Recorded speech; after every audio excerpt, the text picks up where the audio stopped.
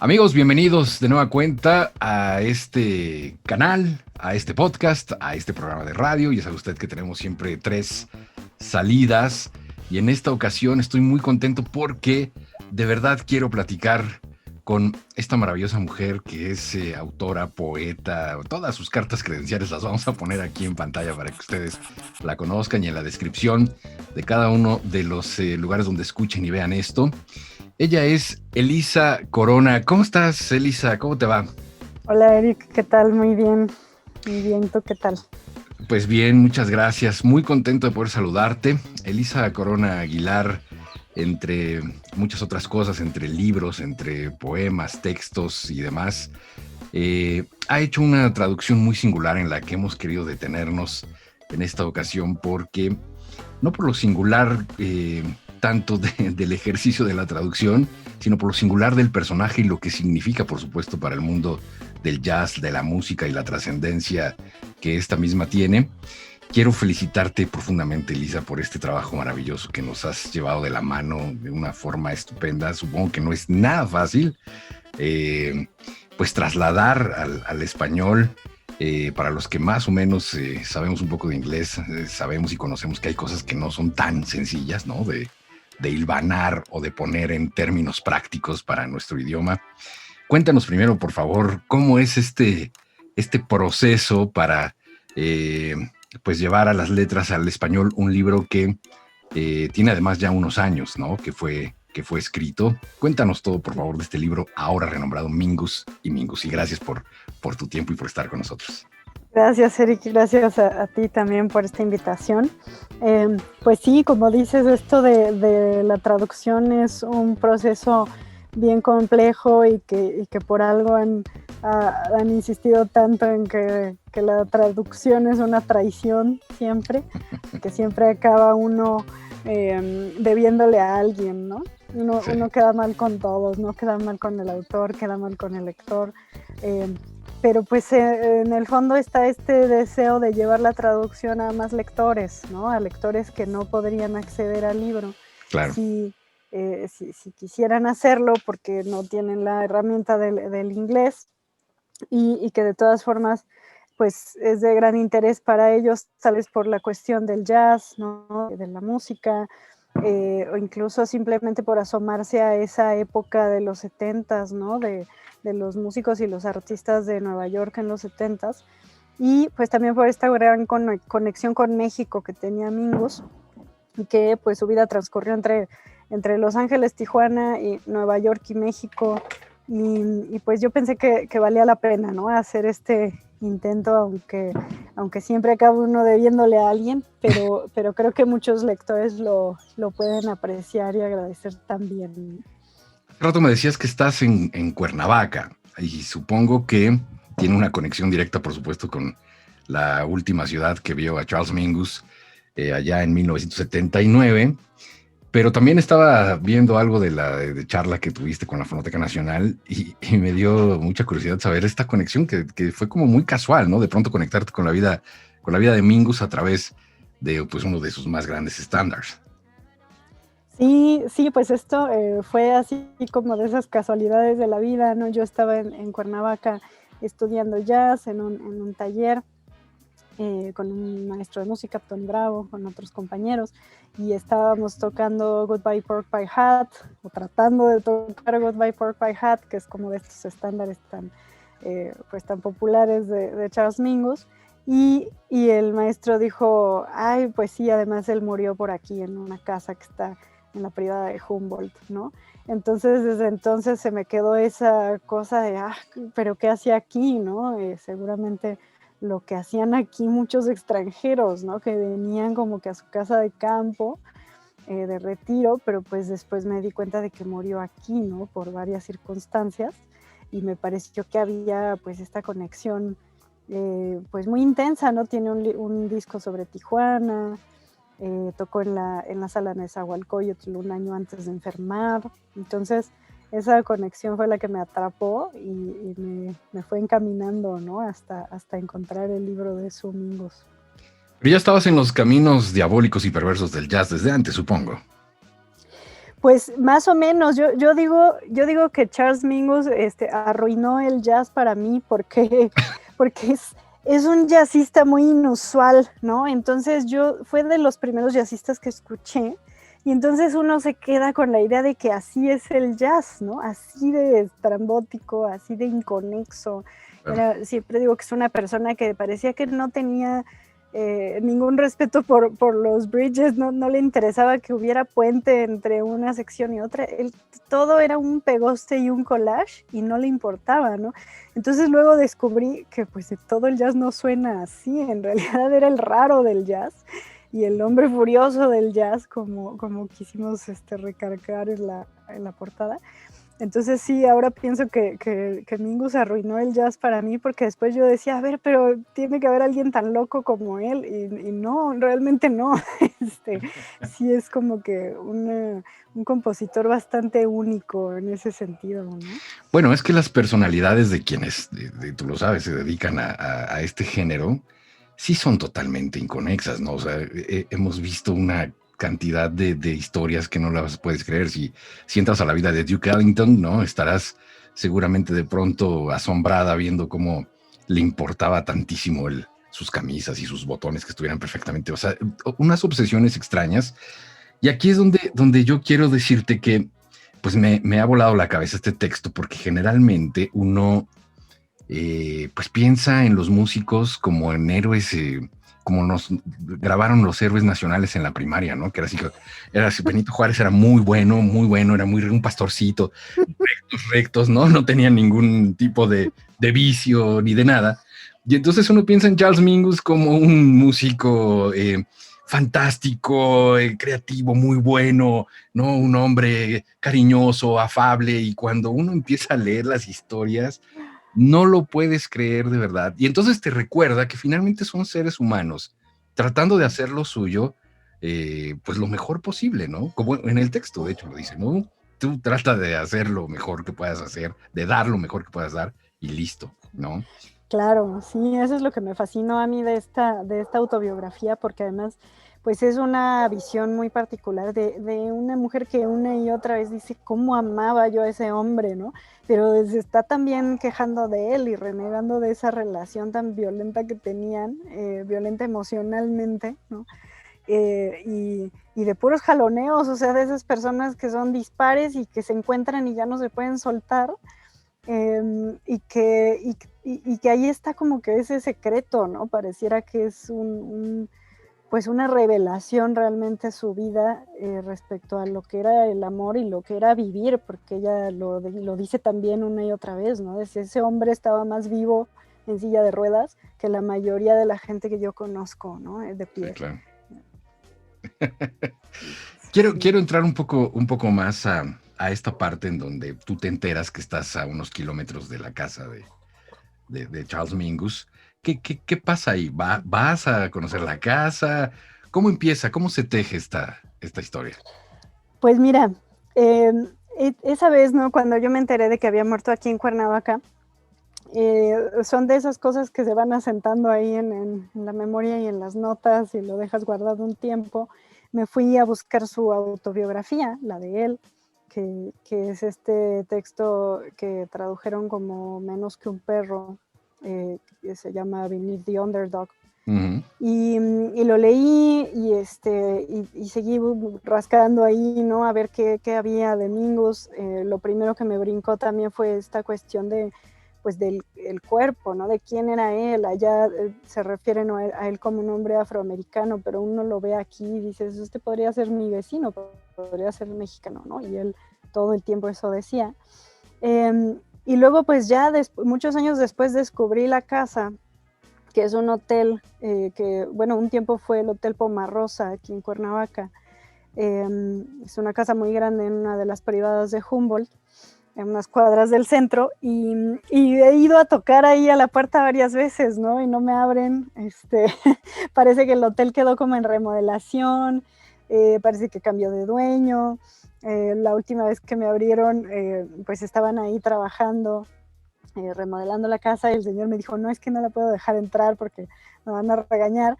pero pues sí, pues, le conté, ¿no? A qué iba, para que no pensara nada raro, y me dijo, sí, antes tenía aquí el señor, pues unas fotos de un hombre pues, muy grueso, ancho, con un instrumento así muy grandote, ¿no? Que parecía un cello. Dije, sí, ese señor es el que Y yo pero eso busco, debió ¿no? haberte dado como, ¿no? Algo, ¿no? Sí, Decir, estoy acercando a las pistas. sí, yo quería ya entrar corriendo. Ajá. Y bueno, pues por unas y por otras no he entrado, pero todo coincide, ¿no? O sea, coinciden las fotos de la entrada. Como que esto ha sido una historia de tocar puertas y unas se me abren y otras no. Porque, por ejemplo, la otra cosa que he querido hacer y no he podido es ir a la Biblioteca del Congreso, donde está todo el archivo de Charles Mingus y hay objetos personales de su estancia en Cuernavaca, pero pues Ok. el COVID dejó cerrada la Biblioteca del Congreso y a la fecha no he podido entrar. Pero creo que ahí ya encontraré, pues ahora sí que esa última confirmación, ¿no? De sí es esta casa, sí es ahí donde falleció, a ver si hay más fotos. Entonces, pues en eso Esta, estoy. esta traducción que haces del original del texto, por supuesto, de Sue Graham Mingus, la terminas en 2019, entiendo. Sí. Entonces, para 2021 quizás ya estés harta de hablar de Mingus, ¿no? Ya debes de estar, yo creo, por acabar algún otro libro. No, pues mira, lo peor es que uno no se harta y a mí me preguntan y les digo, bueno, me avisan cuando tenga que frenar porque puedo hablar de esto 3 horas, 4 horas. Maravilloso, perfecto. Además pues es mi trabajo de doctorado, Ok. esta investigación, además de la traducción que ya está terminada. Ajá. Y pues es como se vuelve como parte de tu familia, ¿no? Estos personajes en vida y en el texto, que uno está redescubriendo todo el tiempo, ¿no? A Sue Mingus la conocí, yo creo que por el 2014 más o menos. Ella todavía iba como manager al Jazz Standard, que era el lugar donde tocaba la banda de Charles Mingus, y que cerró apenas por la pandemia. Pero ella todavía es la manager, es la que cuida todos los derechos de Charles, que además están súper cuidados, ¿no? Uh-huh. Custodiados, diría yo, por ella. Y pues fue un encuentro ahí muy, muy extraño también, ¿no? Ver a esta mujer chiquitita, ya debe tener unos 94, 95 años, Okay. y que todavía estaba al frente, ¿no? De esta herencia y este legado que es Charles Mingus. Pero tú la conoces a propósito de la aventura que emprendes, es decir, tú dices, yo voy a hacer esto, es una decisión consciente que haces, supongo, por cuestiones también de lo que mencionas, ¿no? De tu trabajo especial para el doctorado, o es una cosa que ya se volvió una misión así personal, de decir, bueno, yo voy a llegar hasta las últimas consecuencias. Pues claro, ¿no? Porque, o sea, por eso uno tiene que hacerle caso a las pistas del destino, ¿no? Okay, sí. Porque yo no sabía realmente qué tan a fondo quería yo continuar este proyecto. Y pues llegando a Nueva York, está uno apenas como tanteando y rastreando qué hay, qué queda de ese legado. Y por quien se volvió después mi pareja, pues me dijo, pues yo conozco a Sue Mingus y pues a lo mejor hasta te puedes sentar en su mesa, ¿no? En el Jazz Standard. Wow. Y todo esto me parecía a mí rarísimo, ¿no? Y entonces ahí fue donde encontré la novela de Sue. Y de hecho la primera vez que fui, ella no llegó porque estaba ya empezando a estar más enferma, Okay. más cansada, aunque antes iba cada lunes, porque cada lunes tocaba la banda de Charles Mingus, pero en cambio llegó su hija, ¿no? Y su hija me pareció también otro personaje, ¿no? Así que sabes que pues tienen que vivir de alguna forma la sombra de la madre y del padre, Sí, el claro. padrastro, porque no es hija de Charles, Sí. pero su padrastro. Y ahí encontré la novela de Sue y no la solté hasta que la terminé de leer porque es increíble, ¿no? Me pareció una narrativa magnífica y de ahí surgió la idea de que quería traducirla, ¿no? El título original es El título original es Tonight at Noon, Tonight at algo Noon, así como Esta noche al mediodía, ¿no? que es así los clásicos decires, ¿no? Entre músicos, así como hurry up and wait y algunas otras cosas, ¿no? Ajá, exacto, es como que esta contradicción, ¿no? De que nunca se sabe qué va a pasar en un gig y Ajá. entonces dicen esta noche al mediodía porque puede ser a cualquier momento y en cualquier hora. Y ella sentía que un poco así era su vida con Charles, ¿no? Todo acababa estando de cabeza, el mundo parecía estar de cabeza cuando estaba con él, ¿no? Entonces, pues es un muy buen título para la versión en inglés, pero en español pues no traducía muy bien, no se entendía, Sí, entonces claro. pues ya Carlos González, que es el editor, le encontró un título más apropiado, ¿no? Cuéntame, ¿cómo fue finalmente entonces el encuentro ya con Sue? O sea, esto fue ya la segunda cita, supongo. Sí, bueno, yo esa vez, o sea, siento que ahora sí que me encontré con al encontrarme con su libro, ¿no?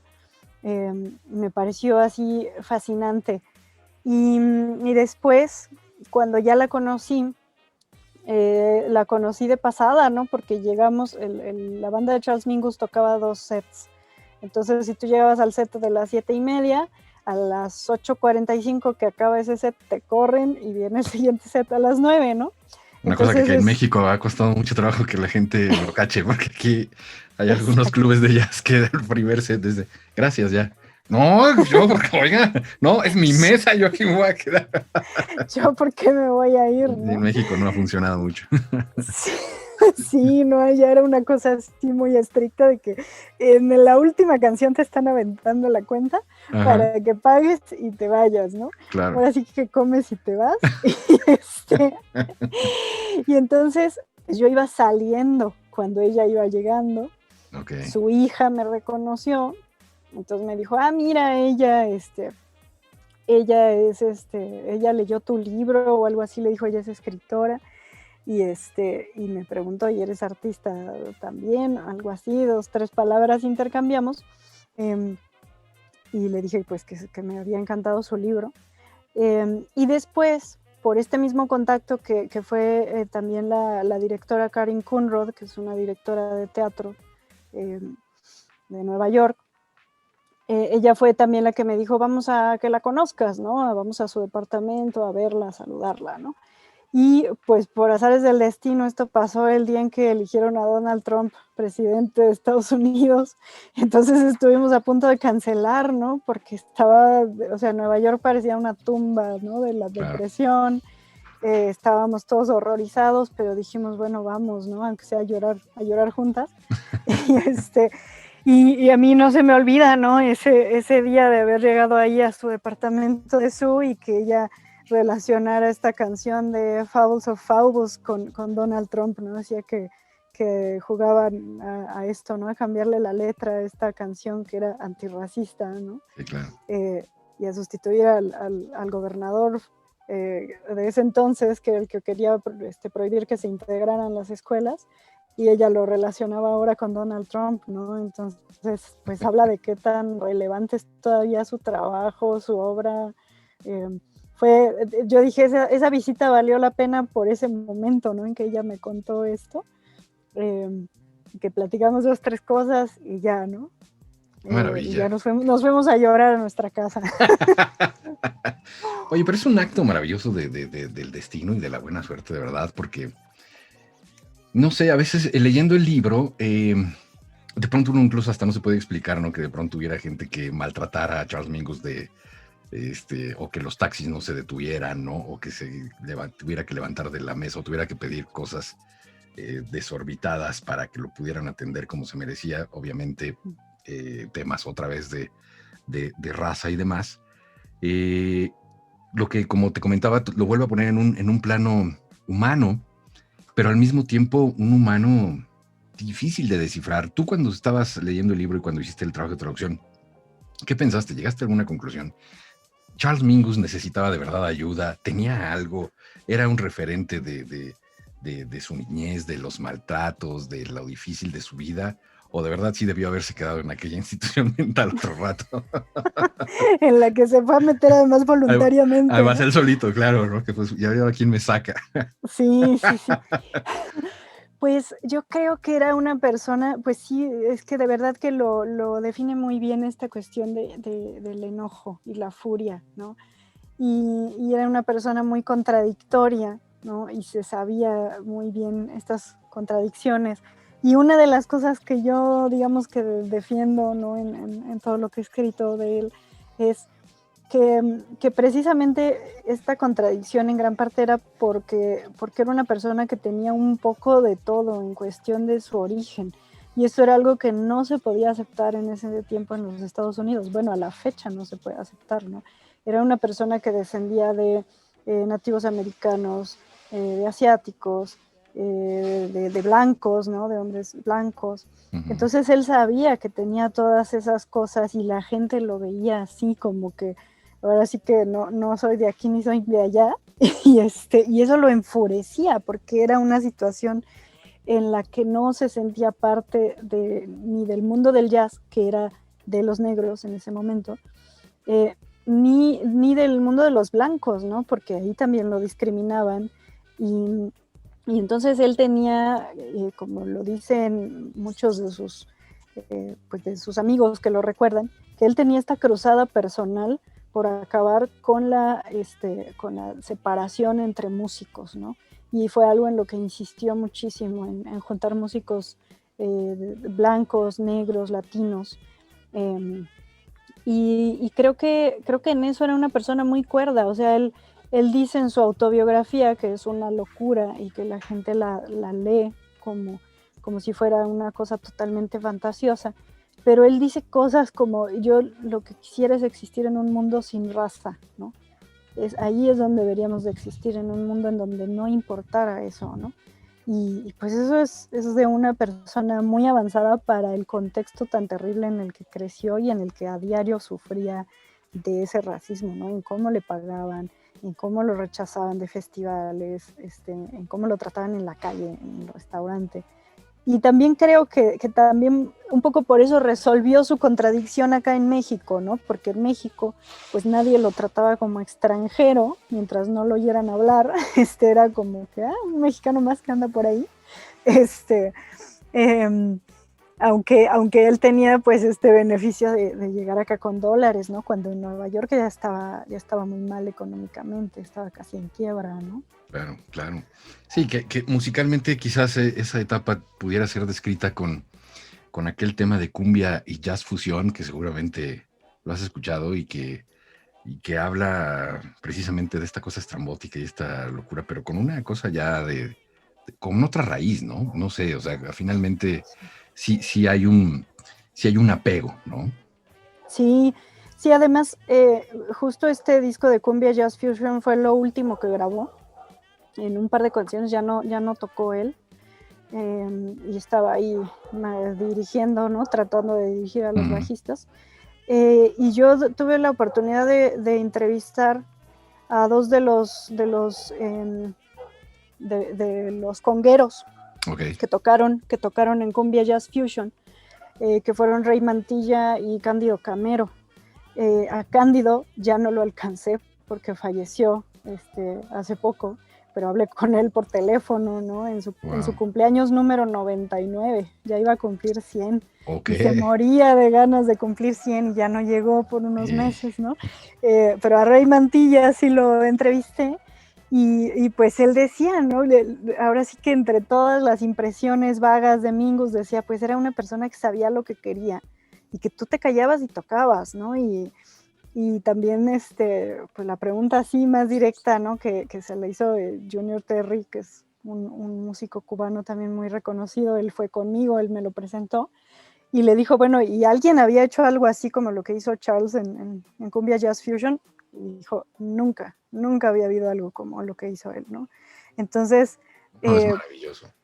sí, este respeto que le tenían los músicos, aunque fueran músicos latinos, que no eran músicos de jazz, pero que todos andaban ahí dando vueltas en el Bronx y en el Upper East Side en Nueva York, y así nos lo decía Ray Mantilla, ¿no? Dice, yo iba por acá cargando mis congas y él iba del otro lado de la calle con su bajo y nos saludábamos y ya, ¿no? Y así era en esos tiempos, ¿no? Claro. Pues todo esto lo estamos comentando para que quienes nos estén escuchando y nos estén viendo empiecen a sentir una temblorina y una ansiedad de decir, ¿por qué no tengo ese libro en mis manos? Quiero leerlo ya. Porque además hay una cosa adicional, o sea, si ustedes quieren saber sobre Mingus directamente, está su autobiografía, como ya bien lo hemos mencionado. Pero esta en realidad es una autobiografía de la esposa, la última esposa, porque Charles Mingus, por lo que veo, le gustaba también mucho el asunto de las esposas, las novias y los matrimonios y las mujeres y el amor. Entonces, Sue Graham Mingus escribe esto que es una autobiografía y que yo quería preguntarte, debe de ser un proceso también igualmente interesante, aunque este es un retrato, es una fotografía perfecta de un Nueva York de otra época, o que eso pareciera, ¿no? Porque al final los hilos me parece que siguen siendo básicamente los mismos. Hacer la traducción también tú como mujer, ¿no? Con toda esta experiencia, como músico también, ¿no? Que no estás ajena para nada a estos micromachismos que existen en el medio, en la vida. Es un libro difícil de pronto porque hoy al 2021 ya cuesta trabajo para los que estamos todos tratando de ser machos en rehabilitación, porque es un proceso, la verdad, en el que estamos todos, ¿no? Por mil cosas que será tema de otra conversación, pero finalmente ya son cosas difíciles, porque es otro trato, es otro estilo, es una gandalla intelectual lo que tenía Charles directamente, ¿no? Y yo creo que tú como mujer también debió haber sido toda una experiencia, ¿no? Sí, fue muy interesante esa parte, ¿no? Porque uno juega obviamente con estas experiencias intelectuales, como dices, uno juega a identificarse, ¿no? Y de pronto te identificas con Charles y de pronto te identificas con Sue. eh, y es muy interesante cómo ella hace este recuento de una relación que en realidad fue muy difícil, pero en la que ella nunca permitió ser un agente, nunca fue un agente secundario, ¿no? Sino que se colocó siempre al centro, ¿no? De esta situación. Y, em, y pues cuando murió Charles, ella se quedó al mando, ¿no? Ahora sí que, y ella lo dice, ¿no? Dice, yo nunca me imaginé que iba a hacer esto con mi vida, ¿no? Que iba a decidir ser esta heredera, pues, de esta cosa tan monstruosa que es la obra de Charles.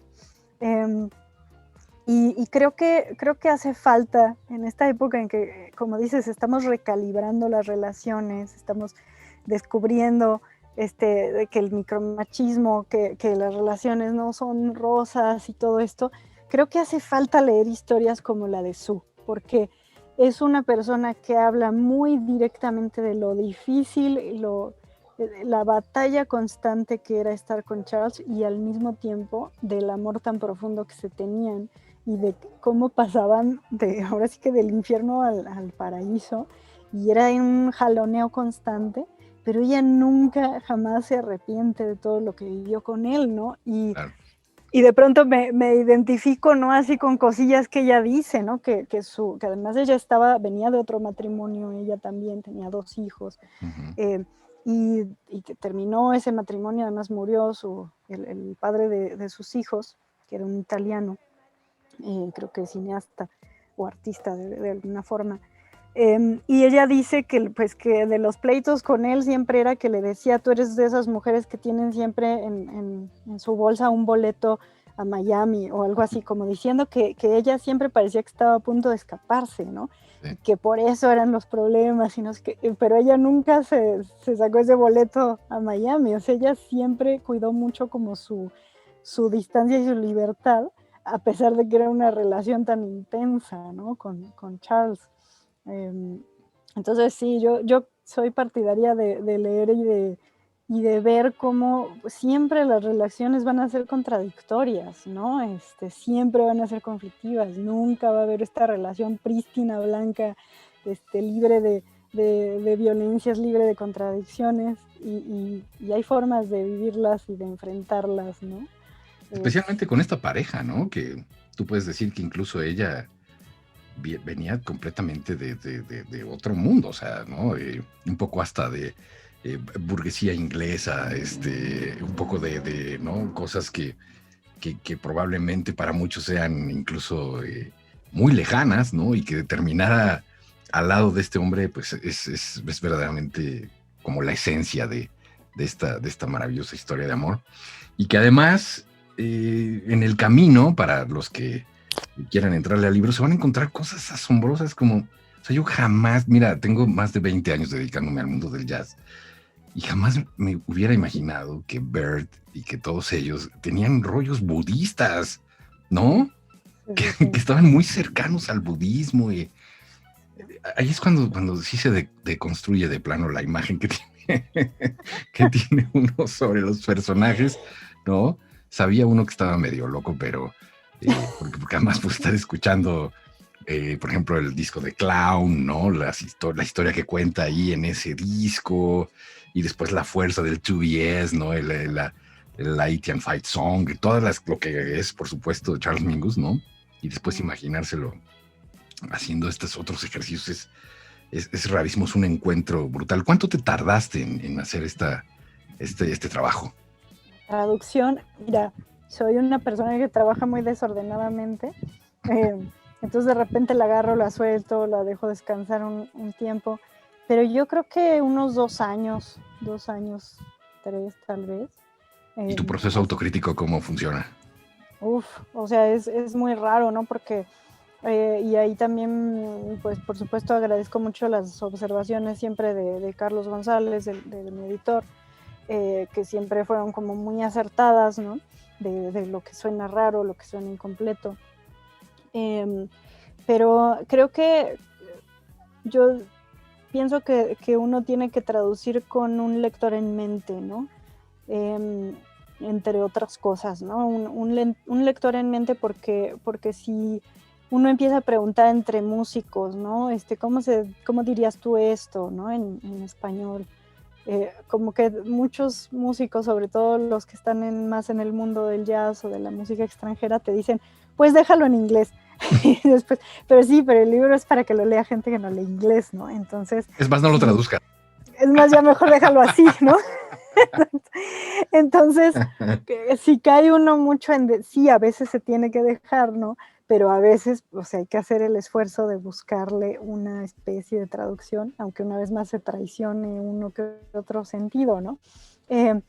Pero creo que si algo me importa mucho a la hora de la traducción es la cuestión del ritmo, ¿no? O sea, el ritmo fue algo muy importante, creo yo, en la versión en inglés, porque de verdad es de esos libros que no sueltas hasta que lo acabas, ¿no? Se lee en una sentada. Uh-huh. Y eso a la hora de traducir, pues te das cuenta de cosas que no notabas en el inglés, ¿no? Entonces, por ejemplo, Sue tiene una cuestión de recargar mucho su prosa de adjetivos, ¿no? Y esto al español traducía de manera muy repetitiva y rara y parecía un error de traducción, que es algo que pasa mucho, ¿no? Si tú dejas algo que parece un error de traducción, van a creer que es un error de traducción, no que estás siendo fiel, ¿no? Claro. Entonces, pues eso como que llegó un punto en el que dije, no, aquí la prioridad tiene que ser el ritmo, y qué mejor para un libro sobre Charles Mingus, ¿no? Que darle esa prioridad al ritmo en la prosa. Y entonces por ahí me fui y tratar de ir depurando, de pronto sugiriendo algunos significados, algunas cosas que yo había investigado, como que la avenida Plan de Ayala, por ejemplo, en la versión en inglés no se entendía, pero es la avenida Plan de Ayala, ¿no? En Cuernavaca. Entonces había detalles que yo decía, claro, es que Sue pues no sabía español cuando vino acá, entonces se equivocó, pero es esto, por cómo está localizado todo, ¿no? Okay. Y entonces ahí le fui metiendo un poco mano, y es el riesgo, ¿no? Que hay que tomar a la hora de ser traductor y de asumirse como tal, y de asumir que estás haciendo algo más de lo que harías si estuvieras traduciendo un manual para usar una licuadora, ¿no? Sí, claro, claro. Y es otra cosa, y es otra, la prioridad es que la licuadora no se descomponga, pero aquí la prioridad es otra, ¿no? Es que el libro es un objeto, pues de arte, ¿no? Y hay que tratar de serle fiel al arte en sí. Supongo que le pareció siempre una buena idea que el libro también se pudiera leer en español. Azú, ¿cómo terminó esta negociación finalmente? Pues mira, o sea, hay gente que dice que es una mujer muy, muy extraña, igual de extraña que Charles. Conozco a músicos que han trabajado para ella y que dicen, no, es que esa mujer ya está loca, ya no la aguantan, ya se pelearon con ella. Debe ser difícil, es una Entonces, mujer difícil, claro. sí, y ahorita ya está retirada, ¿no? Ya están otras personas a cargo. Ujú. Pero yo sentí como que, o sea, la primera pregunta que me hizo fue, ¿y cuál es el mercado que puede haber en México para este libro, no? Y a mí me dio bastante risa, ¿no? Porque dije, mercado de lectura en México no existe, ¿no? Por supuesto no le dije eso, Y le de dije, jazz, y de bueno. jazz, ¿no?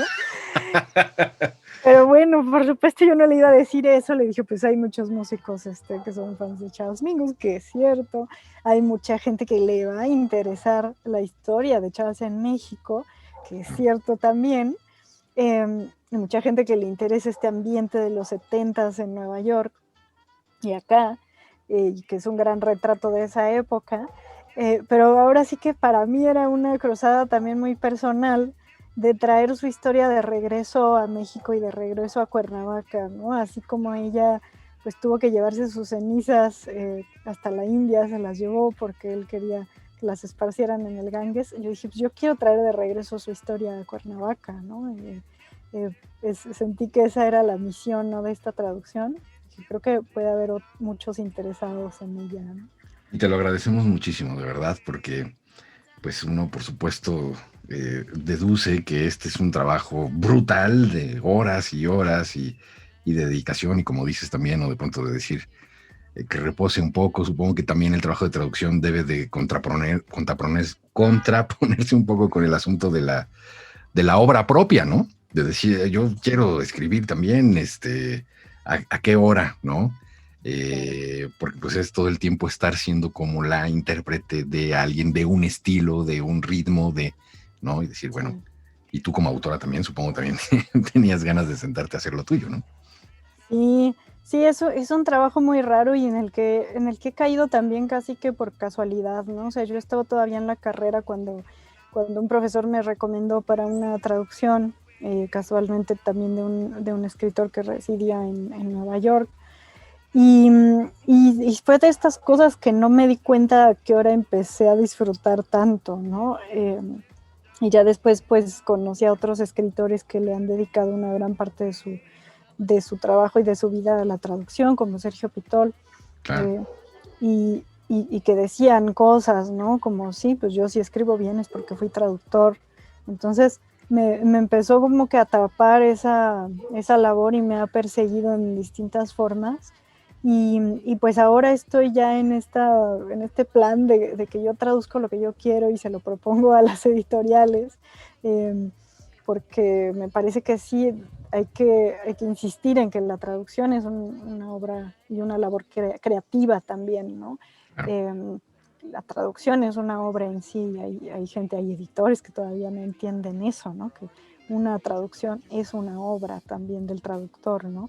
Entonces, pero sí es un trabajo que me jalonea de la escritura, de lo que yo hago, que es principalmente ensayo literario, de la composición, que también pues hago música, soy guitarrista. Entonces, pero bueno, una se alimenta de la otra, ¿no? Entonces, por eso es que nunca me he podido escapar ni de una ni de otra y sigo haciendo un poco de todo, ¿no? ¿Pensarías entrarle a algún otro músico más adelante? Pues lo estoy considerando porque sí, o sea, creo que hay muchas, Todo el material, casi no hay nada en español.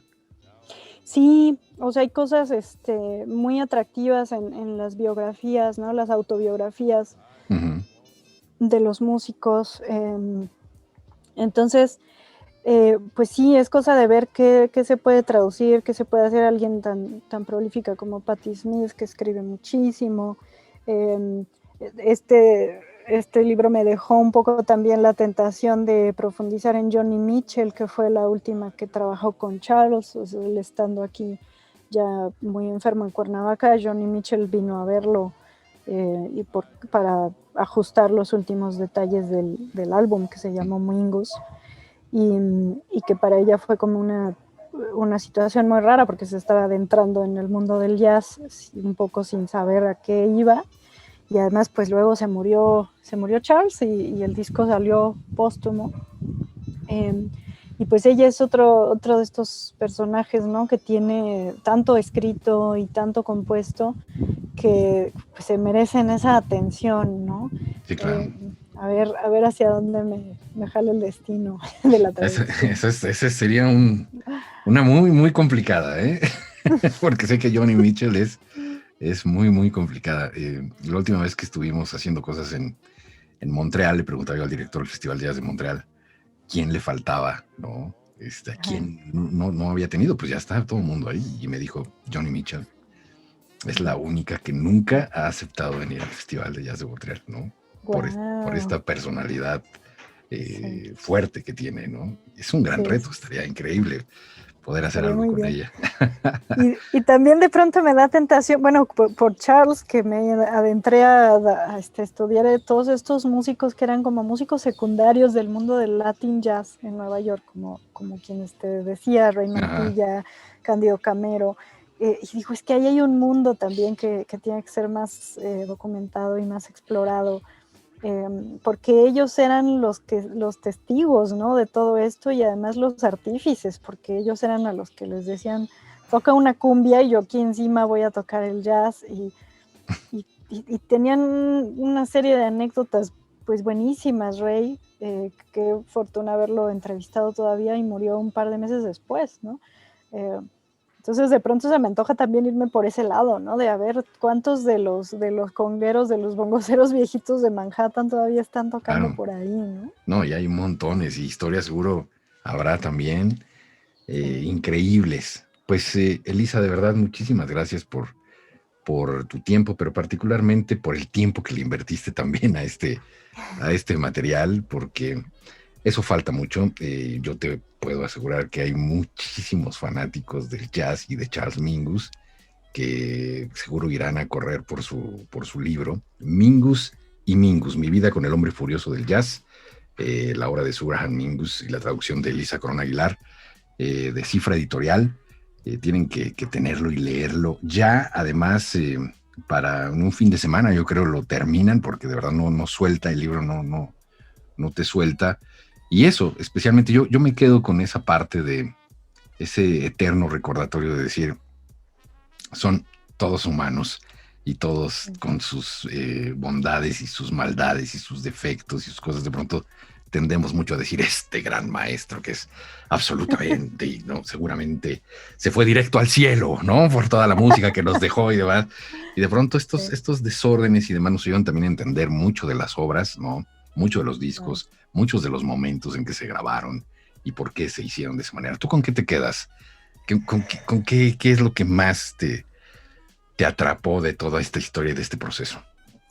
Pues creo que me sigue dando vueltas, ¿no? Este gran conflicto de Charles que como decía, se refleja en The Clown, en esta pieza de The Clown, que es a qué se dedica el artista, ¿no? ¿Se dedica a complacer al público o se dedica realmente a decir lo que tiene que decir, ¿no? Ese era el gran conflicto de Charles en el escenario, ¿no? Por eso eran pleitos y pleitos con sus músicos, con la audiencia, se la pasaba regañando a la audiencia, y era este gran conflicto, ¿no? De hacemos lo que hacemos porque la audiencia nos aplauda, o lo hacemos porque somos artistas y tenemos algo que decir, ¿no? Y a veces hay que estar entre uno y otro, ¿no? Y siempre es como esta transformación constante, ¿no? Y bueno, eso se refleja en tantas cosas de su vida que vienen en este libro, como pues ser el gran músico de jazz que recibió esta ovación tremenda